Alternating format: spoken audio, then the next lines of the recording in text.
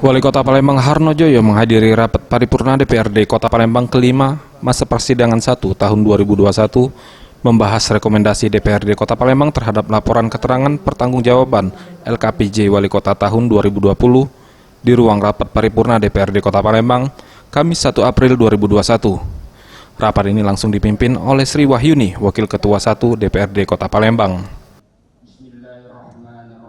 Ketua DPRD Kota Palembang Zainal Abidin menyampaikan sejumlah rekomendasi kepada pemerintah Kota Palembang dari masing-masing komisi sebelumnya. Rekomendasi seperti menanggapi hal terkait penetapan WHO sebagai wabah COVID-19 yang berdampak pada anggaran. Dan DPRD Kota Palembang mengharapkan kepada Wali Kota Palembang untuk membuat langkah-langkah strategis untuk menangani dampak ekonomi masyarakat akibat pandemi COVID-19. Salah satunya membantu permodalan pelaku usaha-usaha kecil sebagai sumber pendapatan Kota Palembang. Usai mengikuti rapat paripurna, Wali Kota Palembang Harnojoyo mengatakan telah menerima 27 rekomendasi tersebut dan kemudian akan dilaksanakan sesuai rekomendasi yang telah dibahas dalam rapat paripurna DPRD Kota Palembang. Hari ini kita bersyukur bahwa LKPJ Wali Kota tahun 2020 telah disampaikan dan disetujui dalam rapat paripurna.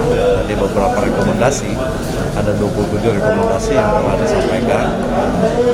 Item-itemnya nanti silakan nanti dilihat ya. Tapi pada prinsipnya kami akan melaksanakan tentu apa yang menjadi rekomendasi dalam LKPJ. Tim Liputan Sriwijaya TV.